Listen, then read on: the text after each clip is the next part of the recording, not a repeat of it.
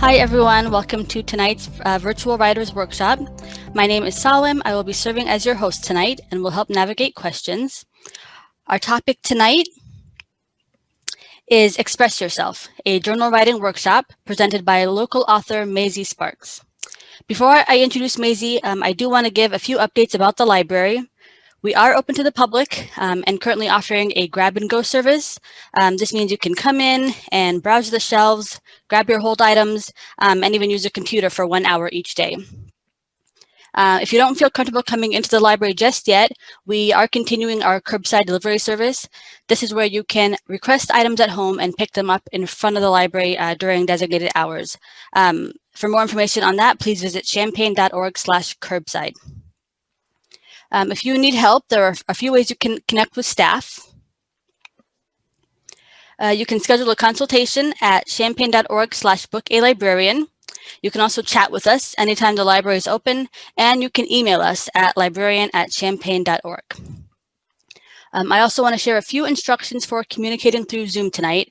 So depending on your device, at the bottom of the screen towards the center, you should see the option to chat, which will allow you to type your question in. Next to that is the option to raise your hand if you prefer to use your microphone, and I can unmute you. We appreciate if you could hold all your questions for Maisie until the end of her presentation, and she will address them then. With that said, I'd like to now introduce our presenter. Maisie Sparks has been journaling for 20 years, and her best-selling book, 151 Things God Can't Do, was written using a journal writing technique, list making. She is also the author of Holy Shakespeare and Christmas Quiet, and her writings, A Feast of Losses, Restworks, and Spend Time with Others, Preparing the Heart for Social Justice, have appeared in several anthologies. Maisie is a journalism graduate of the University of Illinois and the editorial director of the Sparks Group, a marketing and communications firm she founded 25 years ago. Tonight, she's here to share some journaling writing techniques and benefits with us. Maisie, thank you again for being here, and I will turn it over to you now. Thank you. I'm going to share my screen now. Good to be here, and thank you again, Selim, for allowing me to be here and share again about a topic that I enjoy. I gave a presentation back in September of last year for the library about creative writing, and if you were there then, you heard me say the name Michelle Weldon. I had the good fortune of meeting Michelle when my younger son and her sons were on the same high school wrestling team. I had read her book, Writing to Save Your Life, and I had told her how affirming it was to me, who was at that time still a novice at keeping a journal. I have found my journal to be a safe place to express myself. But that chance meeting with Michelle wasn't my first attempt at journal writing. It had actually started when I was given a diary my freshman year in high school. I think it was a belated birthday gift from one of my good friends. It's mostly filled with writings about the boys I had crushes on. At different times throughout the years, I'd write my thoughts down on random pieces of paper, but I don't advise that because you don't know where those random pieces of paper are later in case you want to go back and reflect on your writing.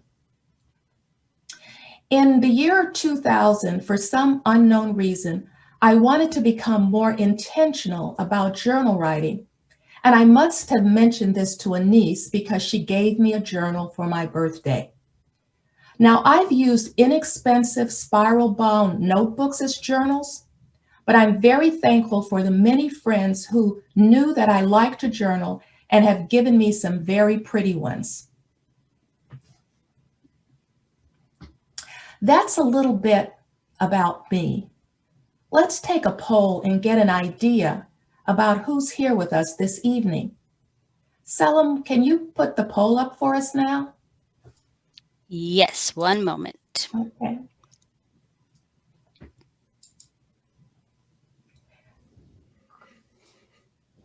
Great. So just tell us, how long have you been journaling? Are you just starting out? You're in your early years. You've gotten your legs under you at this, or 6 to 10 years.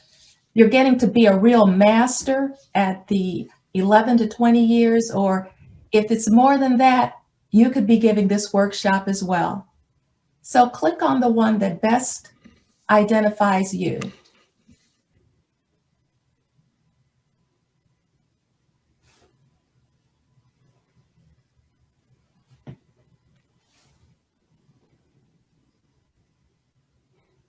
Give people a few more seconds to Sure. vote.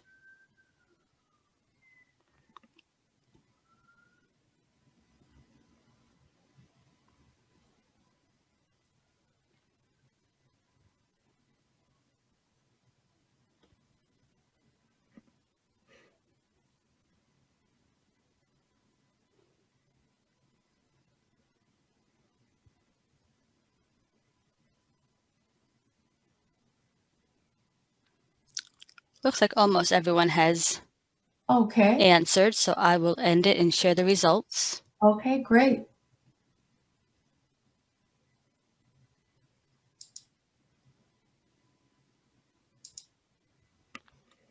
Wow. Okay. We have a lot of people just starting out. Good. But there's a pretty good mix of how long we've been journaling. That's great. Thank you for taking that poll. And if you want to put in the comment like why you journal or why you want to start journaling, please feel free to do so. In the time we have this evening, I'd like to look at some of the benefits of journal writing. There are way too many to list, so I'll only be sharing a few. Then I'd like to share some of the fake rules and some of the real rules about this discipline. We'll take some time to practice a few journal writing exercises, and finally we'll end with some ideas about what you can do with all that content you've written in your journals over the years. I'm going to put this PowerPoint presentation in the chat so you don't have to write down what's on the slides. You can just grab the presentation from the chat room before you leave this evening.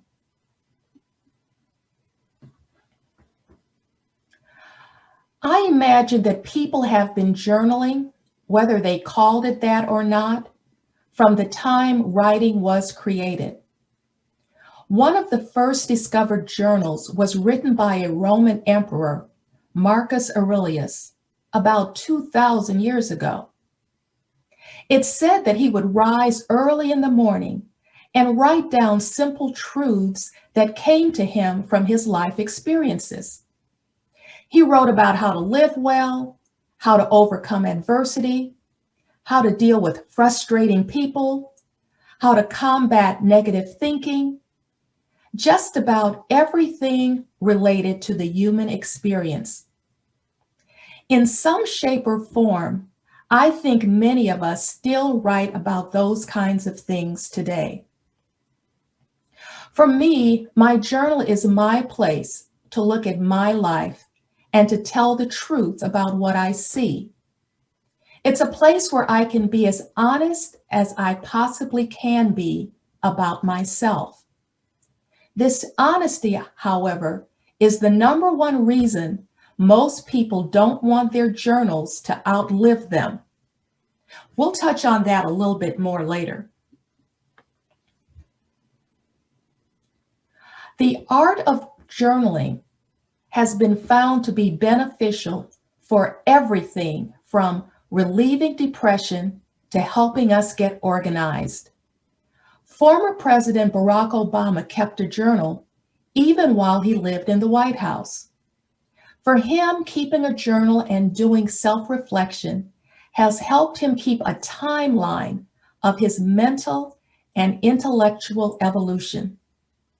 Those in the mental health profession have suggested that journaling allows our creativity to flourish and expand and can make a big difference in our overall well-being. In our writing, we can confront emotions, process difficult events, and compose a coherent narrative about our experiences. Now, keep in mind, if you use your journal to work through traumatic experiences, you might want to let a therapist know if you use one. Many therapists can share journaling exercises that offer additional insights and aids that help us in healing our emotions. People from all walks of life have kept journals. Anne Frank, a 13-year-old Jewish girl hiding in an attic in Germany, probably wrote the most famous modern-day journal. But presidents, physicists, actors, singers, philanthropists, and talk show hosts have kept journals. Matthew McConaughey recently wrote a book, Green Lights, based on his journals. It's reported that Bill Gates, the software guy, carries around a little mini journal to write down his thoughts. Charlotte Fortin Grempy, she's pictured under Oprah. She was an African-American woman whose journals were written during the Civil War. These journals have given us a history of the life of a free Black woman in the antebellum North. While journals are for the people who write them, history has also benefited from the experiences and thoughts of journal writers. In talking to people about journaling, I found that one of their biggest challenges is they don't think they have time to write every day. That's not necessarily so. You can keep a quick journal. What's a quick journal? It's a journal that you spend 2 to 3 minutes with each day, or however often you choose. You also choose a consistent topic, and you journal about that one topic each time. So let's give it a try. I'm going to give you about 2 minutes. You can choose any of the suggestions on the slide, or you can choose your own topic that you think you'd like to write about on a regular basis. I'll play some music and you can write. So how was that? See, you don't have to take hours each day to journal. Let's take a minute now to look at the tools you'll need to keep a journal. This slide is pretty self-explanatory, but I want to address a very important journal writing controversy. Should I write in a journal, or is it okay to journal on a computer? Personally, I'm old school. I prefer to journal longhand. But if you're comfortable being on a screen, go with your laptop. Do what works for you. Those who journal using their laptops cite as benefits the ability to transfer ideas quickly to other media, such as their blogs, or they can tweet them out, or they can email an idea to someone quickly. They can store their entries by topic, and most people write faster on a laptop, and it's always legible. The cons of using a laptop are distractions. All of a sudden, there's a notification on your screen, or you're checking emails or searching for something. And laptops also tap into our need to be perfectionists. We can quickly change and edit our thoughts instead of letting ourselves see the struggle, the scratching out, the rephrasing that is often part of the writing process. One of the pros of handwritten journals is just the fact that it gives you a break from the keyboard, which is such a big part of our lives today. In a handwritten journal, you can draw and doodle and scribble, which is harder to do on a laptop unless you have journal writing software. When it comes to writing by hand, studies have shown that we remember more when we write by hand. And writing by hand makes us slow down, which can be a stress reducer. Some research indicates that people who keep handwritten journals will journal or use this practice a whole lot longer than people who use a computer. But either way you go, both journals and laptops have security and privacy issues, so be sure you are comfortable with the privacy you can attain with either platform.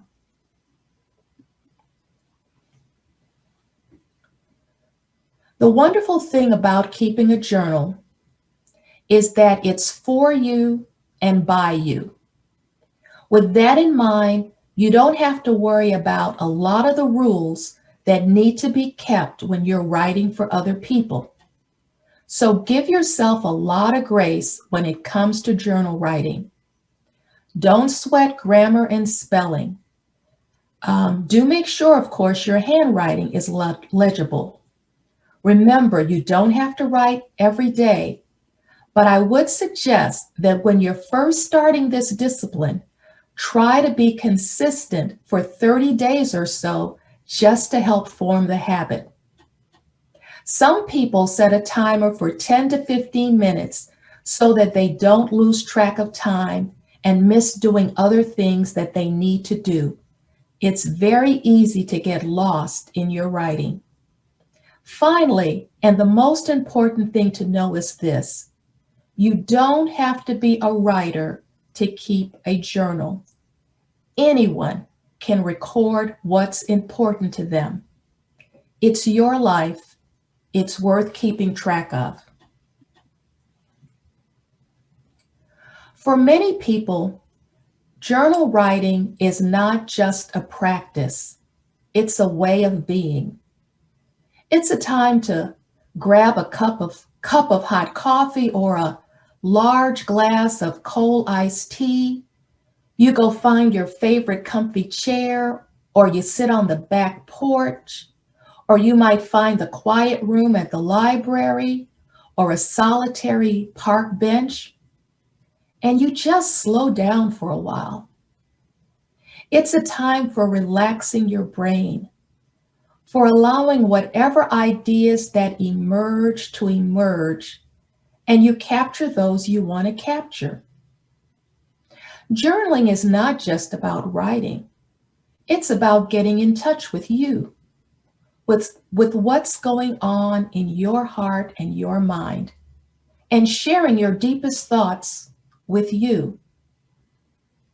Quite frankly, even if you don't write down one word in your journal, just the process of giving yourself some time to stop and pay attention to your own thoughts can be transformational. But should you decide to put pen to paper or hands to keyboard, those are some guidelines. Let me explain just one of them. I think the others are self-explanatory. What do I mean by cut to the chase? In your journal, you don't have to write disclaimers like, "I shouldn't write that," or "I shouldn't feel that way," or "I shouldn't think like that." Truth is, you do feel that way, and you do have that emotion, so you can just go ahead and write about it.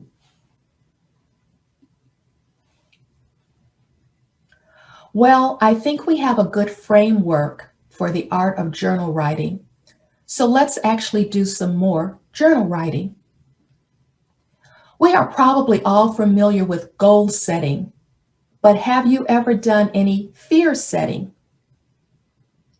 2 years ago, a friend invited me to go with her to India. Now, India had never been on my bucket list, but what she was inviting me to do there was. I was leaning into going, but I had a lot of fears, questions, and apprehensions about the trip. Only a few are listed here. Interestingly, during the time I was pondering my decision, I heard a woman talk about fear setting and decided to give it a try. I got my journal, made 3 columns. First column, my fears about going to India. Second column, my plans to prevent my fears. And the third column was listing how I could repair things if my plans went sideways. So this is our next journal writing exercise. Think about a decision you are pondering. Are there fears, concerns? What can you do to minimize them? And if your fears were to come true, how would you get back on track?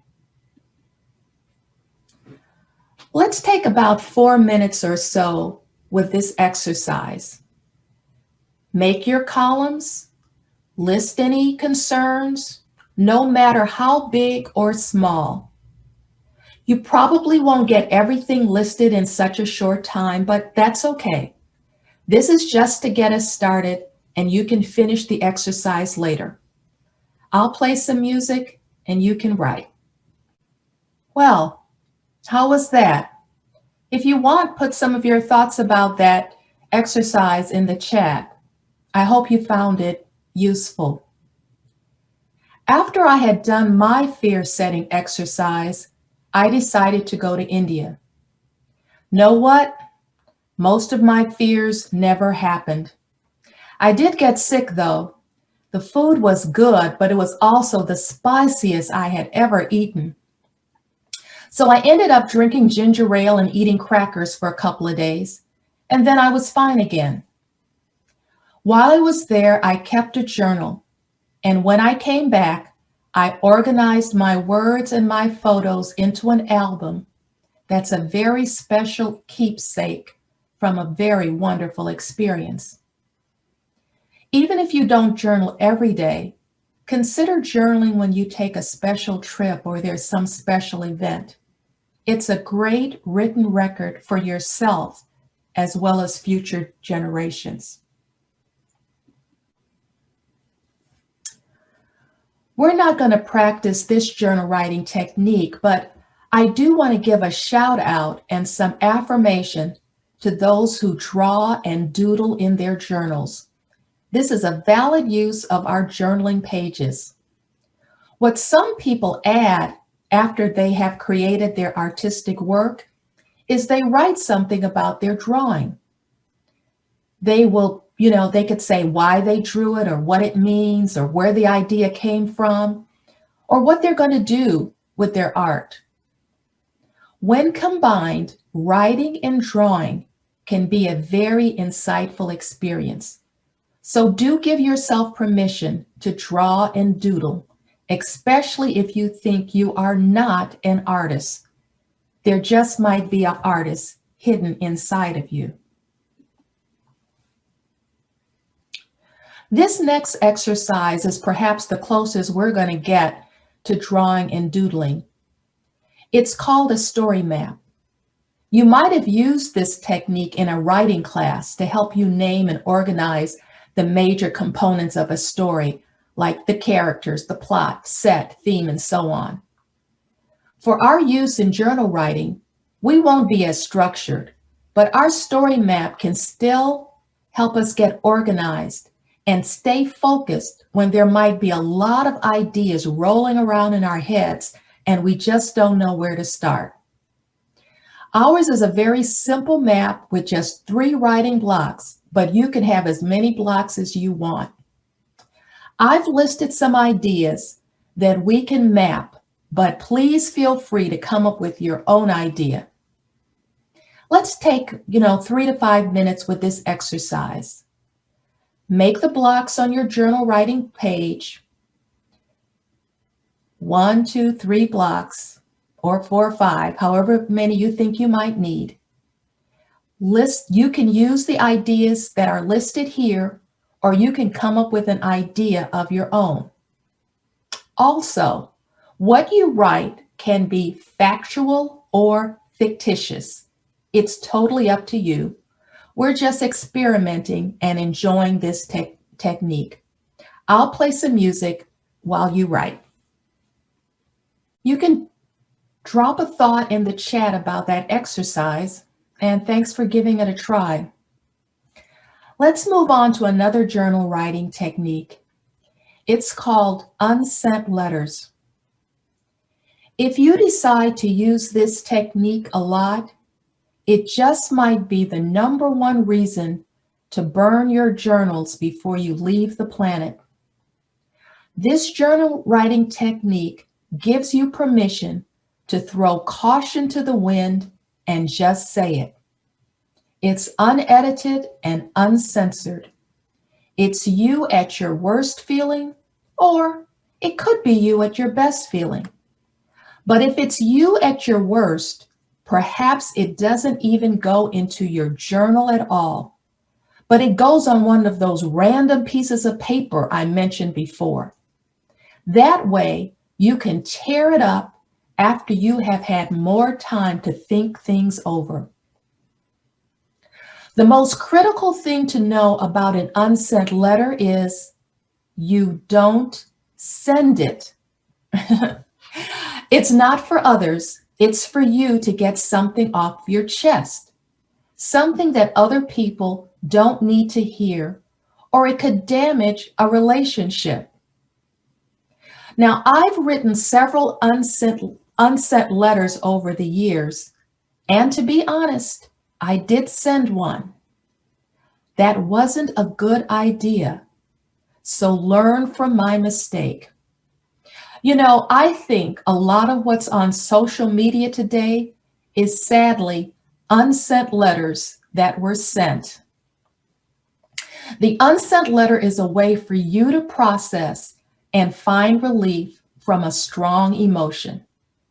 Some people get this same kind of relief by listening to music, drawing, running, exercising, volunteering, or doing a random act of kindness. So, if you think that you might be tempted to send an unsent letter, consider trying another avenue for dealing with strong emotions. Let's start or try starting out an unsent letter. I've put a few prompts on the screen. Let the words flow. Don't focus on spelling or clarity or being logical or rational. Just write without stopping for about 2 to 3 minutes. And remember, an unsent letter doesn't have to be sent to another person.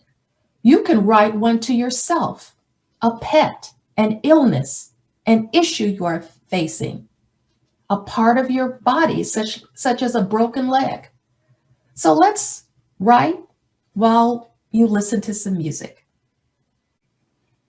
How was that?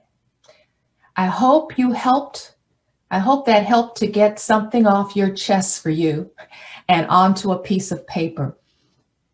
I do want to point out one very important thing that sometimes causes some confusion, and that's the difference between an open letter and an unsent letter. An open letter, while it is addressed to a particular person or group, the writer really does want other people to see it. And that's because the writer is trying to bring attention to an important issue. They're often written to political or governmental officials. The difference is with the unsent letter, it's about you bringing closure and clarity and calm to some challenging feelings. And with the other, you're trying to bring attention to something that you think needs to be taken care of. Let's move on to talking about harvesting our journals. That's a photo of all my journals from the past 20 years. The older ones are on the bottom, and the newer journals are on the top shelf. I have a tradition of starting a new journal every January 1st, whether I finished writing in the old journal or not. Another tradition I have is that I take one day between Christmas and New Year's Day to read through my journals from that year.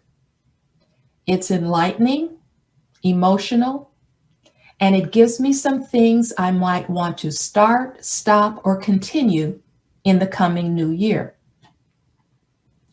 By reading through my journals, I can see where I've grown or not grown as a human being. I notice if I've written down any significant developments in my health, finances, or career. I can see what I prayed about a lot, where my heart and mind were focused, and where my heart and mind were at odds with each other. This time spent reviewing my journals helps me see how I was spending my life.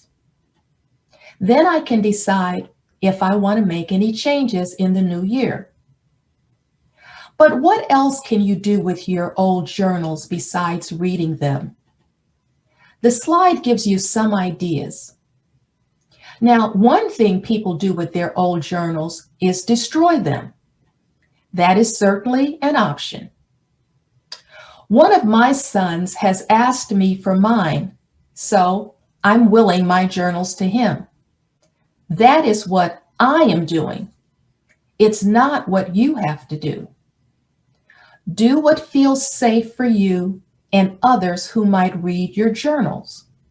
Perhaps you tear a section or two out before giving them to someone. It's totally up to you. Albert Einstein left his travel journals to the Hebrew University in Jerusalem. Anyone can view his journals online. Now, these are travel journals, so there might not have been a lot of personal, emotional stuff in them. What you've written in your journals will help you decide what you want to do with them. One of the things you can do with your journals, or maybe just a journal entry, is publish them. That was one of the things listed on the previous slide. Recently, I started a thought in my journal, then I built it out on my laptop, and today it was published in the CS Monitor. There's a link to it in the chat room if you'd like to read it. There's a very good book about harvesting your journals called Harvesting Your Journals. It was written by Rosalie Dearhart and Allison Strickland. It's difficult to find a hard copy, but you can download it from various online retailers. The Champaign Public Library can get a hold of a hard copy for you if you like to hold a book in your hand like I do. I've been finding the book to be very helpful because I have started the process of harvesting my journal. So what I'm sharing right now is more from the book than my lived experience. But this part I do know is true.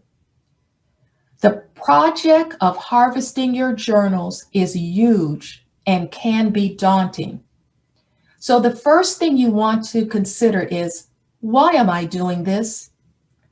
Think about what you hope to discover, what you want to achieve, and what you think will be the reward of a lot of time and effort.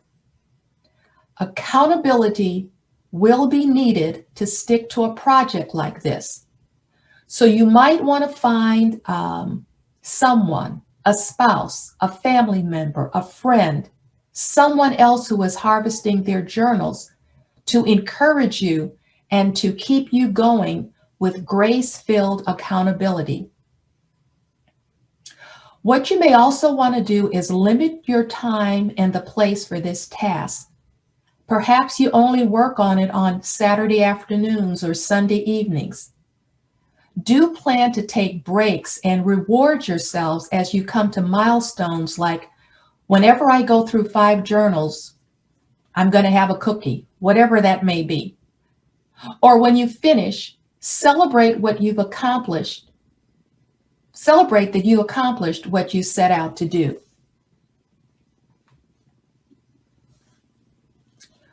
We're not going to practice this exercise tonight, but I'd like to invite you to take a little time during the next month to read through a few pages of one of your older journals.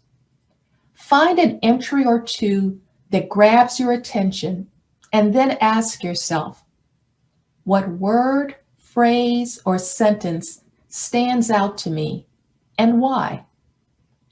How have I changed since writing this? How might I expand on this thought or issue? Is this still true, significant, or a concern? I've always found it enlightening to see where my thoughts have been and how they have changed or not changed over the years. That, for me, has been the major benefit of keeping a journal. Well, there you have it.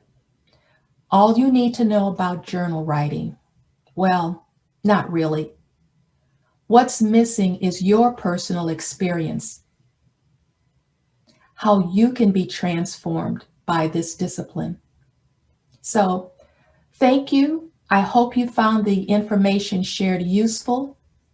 I'm putting in the chat a document that has 10 additional journal writing prompts that you can use when you get, tired or bored of just however writing you normally write. There are many other ways to come at this practice. Again, the slides from this evening are there, as well as the article that I wrote based on my journal entry.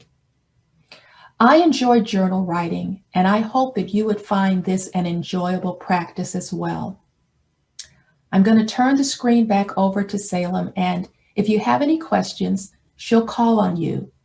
Feel free to raise your hands literally or with the icon. Thank you, Maisie. That was wonderful. Thank you.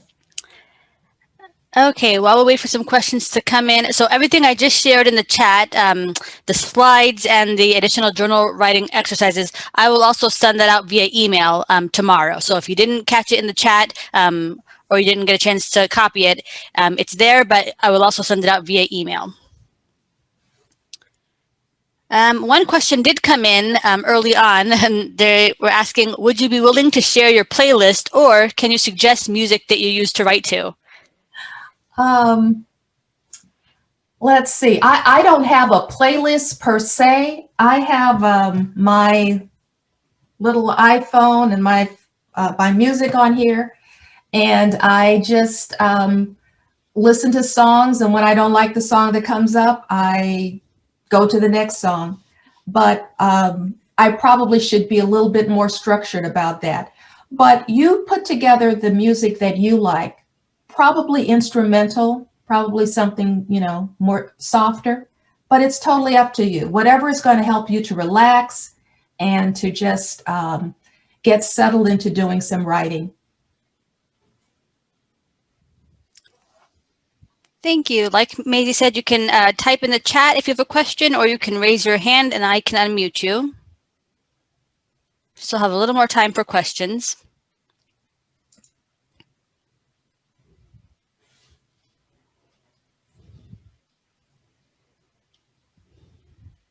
A lot of people saying thank you so far. Okay.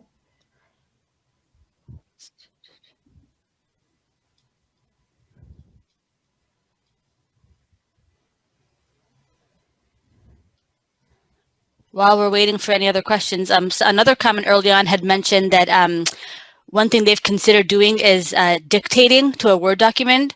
So instead of typing, they can just talk to yourself. Have you ever considered that, or do you use that tool? I don't use that for journaling, but I do use it to transcribe tapes. I interview people a lot, and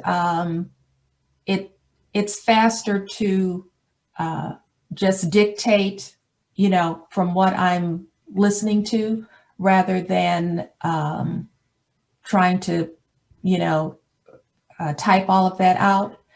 Um, I guess because I like to, handwrite my journals, that wouldn't be something that I would do for journal writing.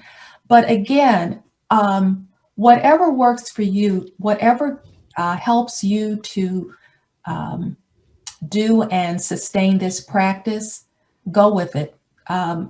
Those are not the kinds of limitations you want to put on yourself, that it has to be done a certain way. Thank you. Another person is asking, do you have any prompt suggestions for lists in a journal, i.e., beyond to-do lists? I'm not sure. Any prompt suggestions? Writing Oh, prompts. Yeah. um, how to make a list, different kinds of list. Is that what the question is?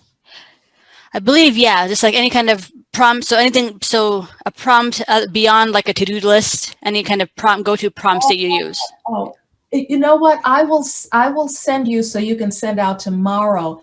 I have a list of 101 things you can make a list about.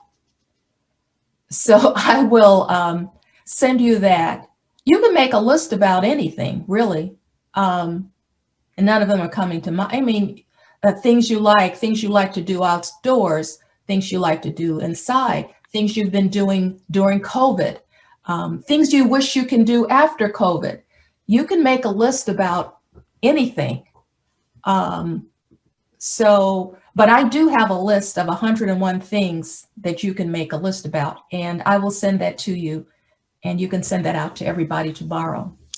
Perfect. Mhm. Another participant is asking, do you ever have thoughts that become discouraging and negative when writing? And if so, what do you do with them? Um, I write about them. The writing for me is a release of them. I try not to be afraid of writing what I'm feeling, and it's I don't experience it as discouraging to me. I feel it as being very freeing to write even what I'm afraid of. So uh, I don't feel discouraged by my writing. I feel enriched. I feel that I have a voice. I feel that I can say whatever I want to say, and it's okay. It's between me and me, so it's okay for me to say whatever I want to say in my journal. Thank you. And then we'll make this the last question since we're nearing the end. Can you write an unsent letter more than once if you don't feel unburdened? Absolutely, absolutely. Uh, go back to it as much as you need to. Again, don't send it to anybody, but but if you're not finished with it, in fact, I have an unfinished unsent letter in my journal right now, and I've been kind of debating if I'm going to go back and finish it because I'm kind of feeling like, what's the point, you know? But um, I have that freedom.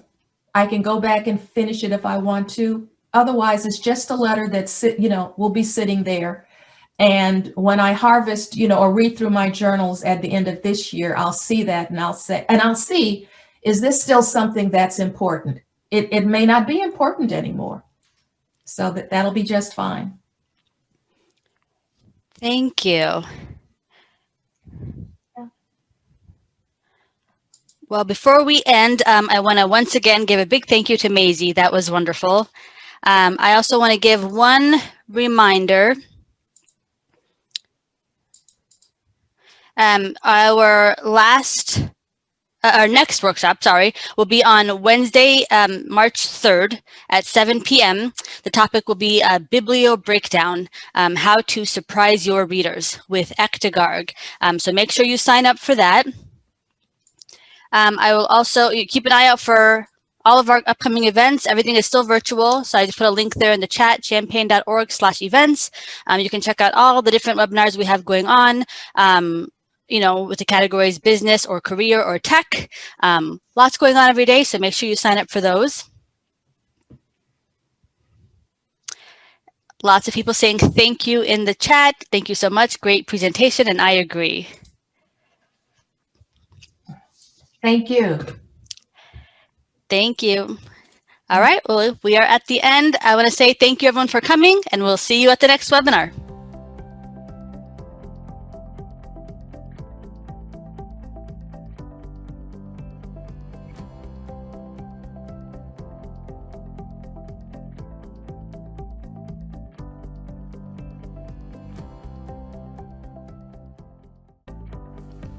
Thank you for tuning into CUI's TV.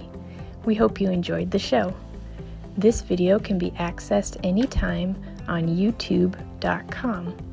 In the YouTube search bar, type in UPTV6 and look for their microphone logo. We hope you will join us again next week for more local, engaging content designed specifically for Champaign County older adults. Take care and stay safe.